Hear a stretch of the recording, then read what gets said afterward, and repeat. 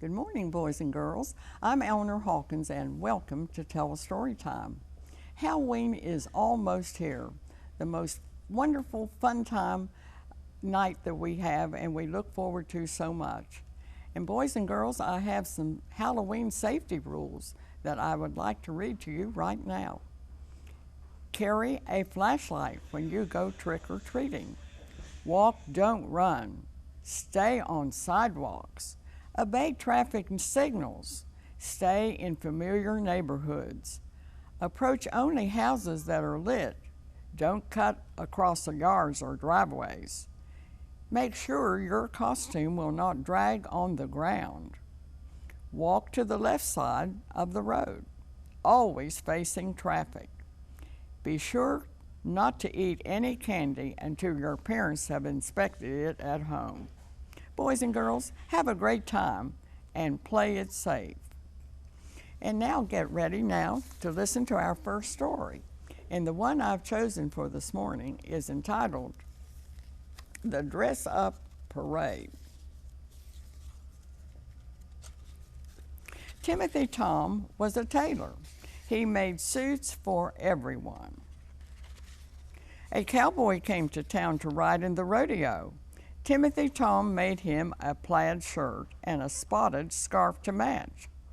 Timothy Tom made the drum major a fine new costume, and the drum major led the band better than ever in the next parade. Timothy Tom sewed a beautiful suit for the captain of a ship, too. The captain looked so handsome in his new uniform that he stood up straighter than ever when the sailors saluted him. Timothy Tom sat all day long and sewed, and as he sewed, he would hum to himself, snip, snip, cut, cut, and stitch, stitch, stitch. Then, when the sun went down and it was time for dinner, Timothy Tom would put away his needles and pins and scissors and clean up his shop. Timothy Tom liked his little shop to be tidy. At the end of the day, the floor was always covered with all the little scraps of material Timothy Tom had snipped off during the day. And each evening, Timothy Tom would sweep up all the scraps and put them in a big box. Now, one day, Timothy Tom made a heavy plaid coat for a lumberjack who had been chopping down trees in the mountains. The next day, Timothy Tom made a red flannel shirt for the fire chief. And of course, all the scraps went into the big box at the end of each day. By now, Timothy Tom had made so many suits that his scrap box was full to the very top. "Oh me, now what am I to do?" sighed Timothy Tom. "I have no place to put my scraps." Just then, Timothy Tom heard his shop door open. Someone came in, someone who was trying hard not to cry. "Why, it's a little boy," exclaimed Timothy Tom. "What's the matter, Sonny?" he asked. "Oh, I need a costume. I need a costume for the Halloween parade," said the little boy. Well, I haven't any money to buy a nice new costume." Now, said Timothy Tom, who had just gotten a wonderful idea. "Never mind about that. I know the very thing to do. I will surprise you." After the little boy left, Timothy Tom lifted the big box of scraps and dumped everything out onto the floor. Then Timothy Tom sewed all the scraps together. Now, the next day, the little boy came back to see the costume. "Why, it's a clown costume," shouted the little boy, "and it's every color in the world. But I'm sure this beautiful suit must cost a lot of money." "No, it doesn't," said Timothy Tom. "Why, I've cleaned up my whole shop. See, all the scraps are gone, and my tailor shop is as neat as a pin." So the little boy put on his costume and hurried off to the parade. Timothy Tom locked his door and went along too. And do you know, boys and girls, The little boy's costume was so beautiful and colorful that he was chosen to lead the Halloween parade down Main Street. The little boy was very proud, and so was Timothy Tom. And that, boys and girls, is the story, the Dress Up Parade. And now, stay tuned, and I'll be back to read from our Big Do You Know book in just a moment.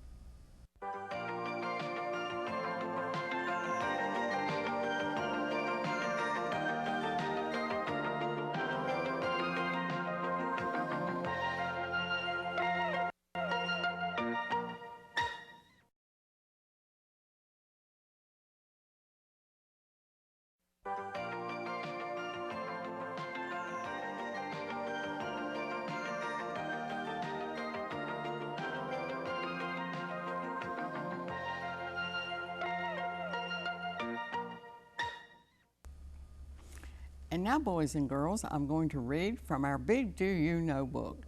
Do you know all about Halloween? Do you know in the 1800s, many Celts moved to the United States from Ireland, bringing their holiday with them? One of these holidays was Halloween. The Celts believed that ghosts walked and witches flew on Halloween. Do you know our trick-or-treating came from Ireland? A long time ago, Irish farmers would go to rich homes and beg for food. If the rich people would not give them anything, the farmers played tricks on them, the first trick-or-treating. Do you know the first jack-o'-lanterns were made by the Irish? They were carved from large potatoes or turnips, for there were no pumpkins in Ireland years ago. Candles were put inside to make lanterns. Do you know now we carry out many of the old customs of Halloween? It's fun to pretend that we believe in ghosts and witches. It's fun to read scary stories. It's fun to carve jack-o'-lanterns and to dress up in scary costumes and try to scare people out of their wits, and also to always go trick-or-treating. And now, boys and girls, I'm going to read a personal Do You Know that I've written for you to hear this morning. Do you know I was the Cove City Halloween witch for 52 years? It all started back in 1964 when I dressed up as a witch to welcome trick-or-treaters to our door with our son John Carroll, who was 4 years old and dressed up as a Batman, a costume my mother made for him. Then later, it was so much fun dressing up on Halloween, my devoted husband Carol decorated our garage into a witch's cave. And so Halloween at the Hawkins home grew. I ordered a frightful looking witch's mask from Hollywood, and here I am today wearing it. Boys and girls, I really don't want to scare you too much. My dear husband Carol and I and our devoted son John Carroll have made Halloween happen these 52 years. They moved us from the witch's cave to our front porch, making our house look very haunted and providing spooky sound effects. They even started dressing up themselves in creepy costumes. Boys and girls, mothers and fathers, grandmas and grandpas came for a treat and letting me have fun being the Cove City Halloween witch. Later years, I convinced our loving granddaughter Leslie to be my witch in training, hoping that she might consider continuing this tradition. Last year, when I became 89 years old, I decided it was time for the old Cove City Halloween witch to retire. Oh, I have so many happy Halloween memories of so many children coming every Halloween for so many years. I want to thank all of you, all of the Halloween friends I've made during these 52 years. Being the Cove City Witch has been such fun. Thank you. And now, boys and girls, don't forget to visit your public library sometime during this week. any of the libraries in the Craven, Pamlico, Carteret Regional Library System. Be sure and check out some very good books, very good scary stories on your very own library card. And now stay tuned, and we'll be back with another Halloween story in just a moment.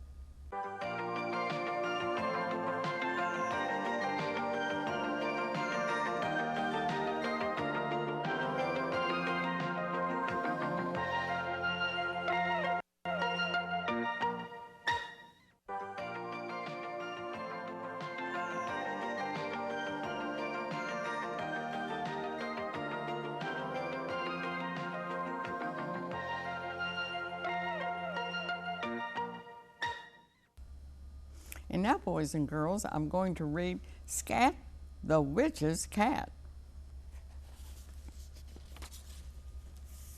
In the crags of Crazy Mountain, near the boiling fire fountain, lived a witch named Mrs. Stitch.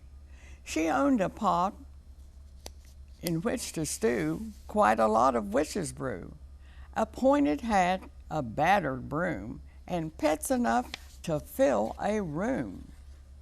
A snake named Jake, an owl named Scowl, a bat named Brat, a crow named Joe. And best of all, a black and small, thinly fat cat named Scat. Jake and Brat loved the cave. They were brave. Scowl and Joe loved it too. They were new. But Scat would leave it if he dared. He was scared. He hated all the wicked witches, all their dens and all their ditches. He wished his fur were smooth as silk. He wanted saucers filled with milk. As witches go, his witch was rich, but poor Scat hated Mrs. Stitch. Night after night and day after day, he plotted how to get away. The old witch muttered as she stirred. The poor cat shuddered at each word. When Mrs. Stitch would dance and leap, Scat shivered even in his sleep. He dreamed of fish and mice and toys. He dreamed of gentle girls and boys. He dreamed of naps and soft, deep laps, and petted fur and a purr. He wakened when the old witch cackled and the fire hissed and crackled. Then all his lovely dreams would melt, and oh, how scared and sad he felt. On Halloween, a witch is queen. On Halloween, all witches zoom through the gloom on a broom. Mrs. Stitch took Brat the Bat and poor frightened little Scat on her broom, and wild and high they flew like wind across the sky. Forth and back and forth, west and east, south and north, Scat could hear the old witch fret, faster, faster, faster yet.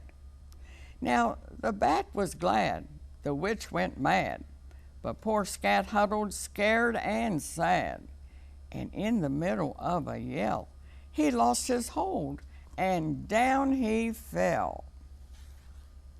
Through the night, dark and dim, with her screams after him, down, down, down to the town, followed by her ugly frown. With his eyes wide and green, Scat plunged into Halloween, where the alleys and the streets milled and spilled with tricks and treats. Like a black wind tattered rag, he fell into an open bag. In the middle of the bars, the nuts, the chocolate cigars, the apples and the lollipops, the popcorn and the lemon drops, among the cookies sweet and fat, there was Scat, the witch's cat. His delight was quite complete when a blue-eyed boy named Pete yelled, "I've got a special treat." Now Scat is happy, Scat is good, behaving as a good cat should. Only when the witches ride, He will never stir outside, and his eyes, bright and green, close up tight on Halloween. And that is the story of Scat, the witch's cat. And now stay tuned, and we'll be back in just a moment with another Halloween story just for you.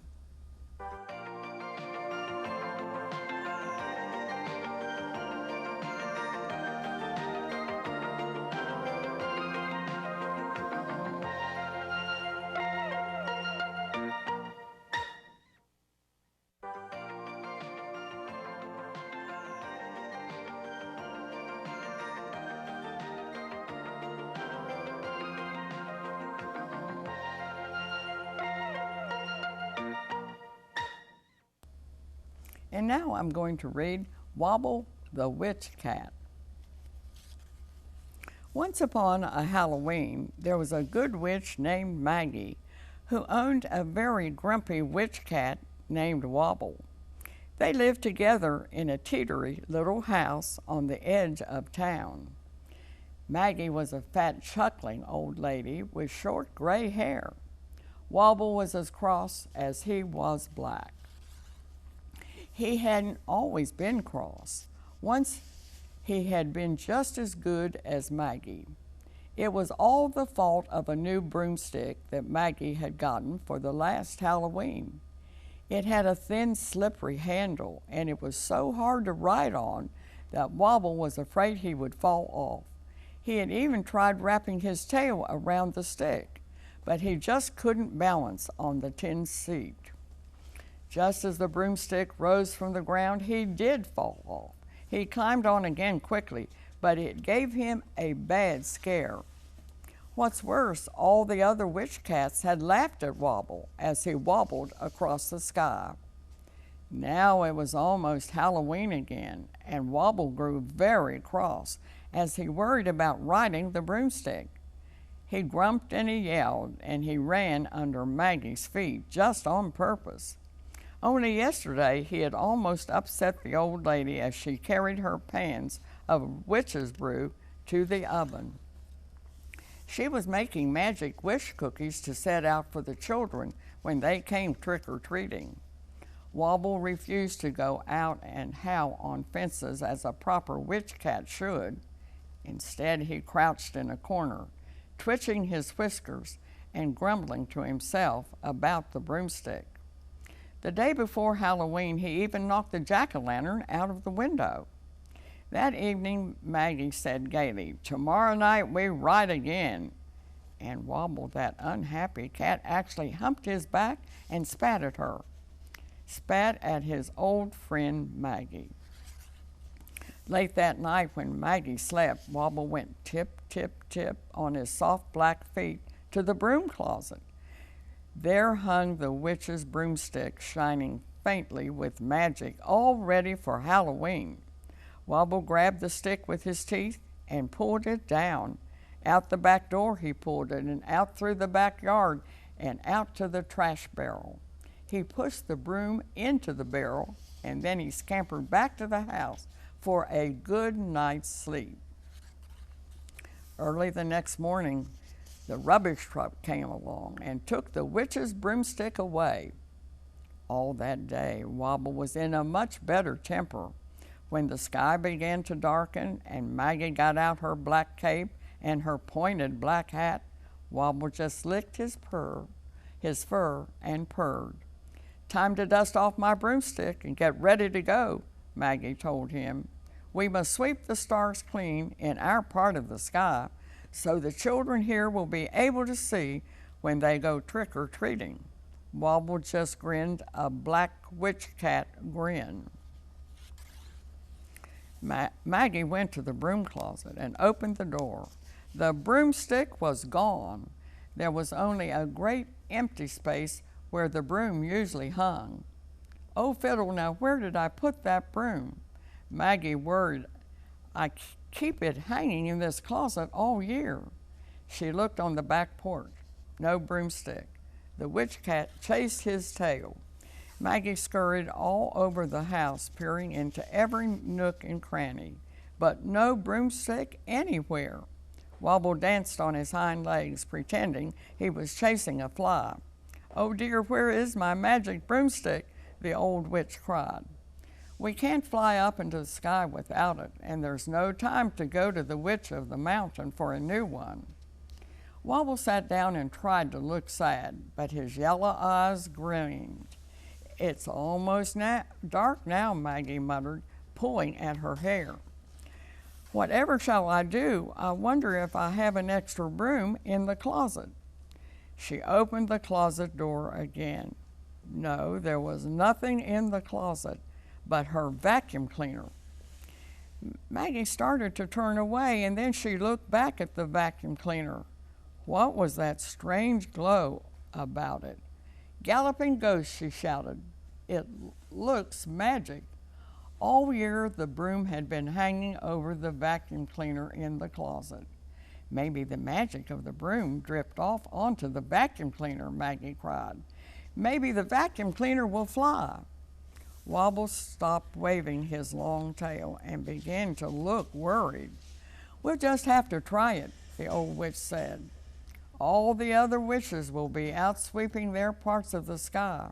Oh, what a disgrace if our piece of the sky is dirty on Halloween night. Come on, Wobble." She smacked on her pointed black hat and pulled the vacuum cleaner out into the backyard. But Wobble ran under the stove. He crouched there yelling with fear. Maggie got down on her knees and tried to pull him out. "Nice, Wobble, don't be afraid." She tried to soothe him. The cat just braced his feet and growled. At last Maggie had to drag him out. She tucked him tightly under her arm and went back to the vacuum cleaner. Now the machine glowed strangely in the moonlight. "Now I'll ride on the handle and you can ride in the bag in the back," she told Wobble. "And don't you dare jump off." Wobble sat down stiffly and dug his claws into the cloth of the bag. He hoped the vacuum cleaner wouldn't fly. "Abracadabra, sis boom ba," Maggie shouted. The vacuum cleaner trembled, gave a jerk, and up into the air it rose. High into the Halloween sky sailed Maggie and Wobble on the magic vacuum cleaner. Suddenly, Wobble realized something wonderful. The vacuum cleaner's bag made a nice wide seat. He wasn't wobbling. "Meow," he cried happily, and then he curled up on the bag and began to lick his fur. Wobble was going to enjoy this Halloween ride. As Maggie and Wobble flew near a flock of witches, all the cats screeched with laughter. "Here comes Wobbling Wobble." And then they stared in surprise, for Wobble flipped his tail smartly at them and sailed on by, comfortable as on his own cushion at home. When the boys and girls came out of their houses, dressed as clowns and cowboys and witches and ghosts, they looked up into the sky. "I think I saw a witch up there, but what's she riding on?" The other children looked up, and there they saw. It looked like a witch and a cat doing loop-the-loops on a vacuum cleaner. And that is the story of Wobble the Witch Cat. And now, boys and girls, I want to wish you a very happy Halloween! Happy Halloween! I'll be looking for you as I sail over the treetops and up over the moon on Halloween Eve. Look for me, I'll be there. Happy Halloween from Telestory time.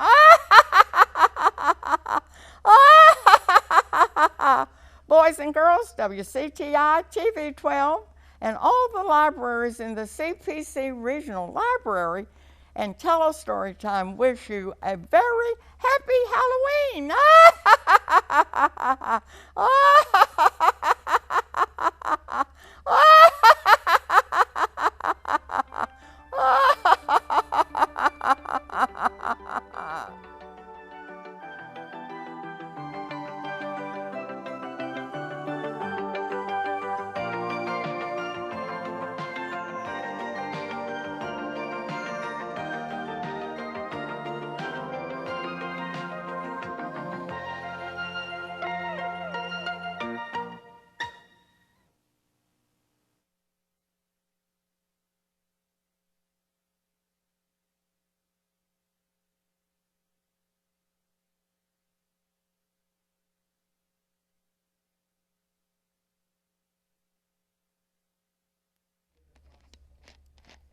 She can fill in with, she could fill in with the organ, the wish organ.